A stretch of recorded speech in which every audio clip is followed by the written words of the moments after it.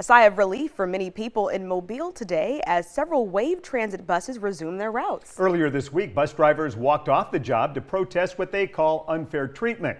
News 5's Christina J. Harris spoke with a woman today who relies on those buses and is glad to see them rolling again.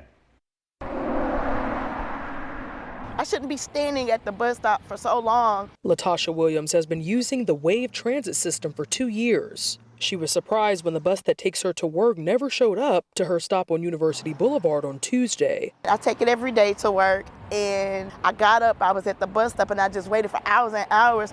It never showed.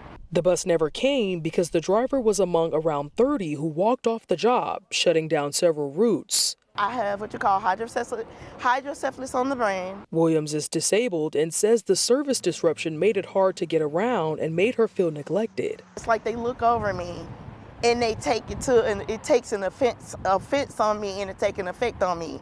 And I feel like I should be able to get on that MAP bus and be able to, ride. Now, City Councilman William Carroll explained to me how essential public transportation is for District 2 and the impacts of the walkout. My neighbors that live either right behind me or just down the street from me use the Wave Transit system just about every day. Some of the neighbors provided rides, and just people that knew these people and see them every day probably provided a few rides until the buses could get going again. The bus drivers hope the temporary break brought awareness to their concerns, which include wanting better protection against harassment and better maintenance of the buses. Meanwhile, people like Williams are glad their main way of getting around town is back up and running.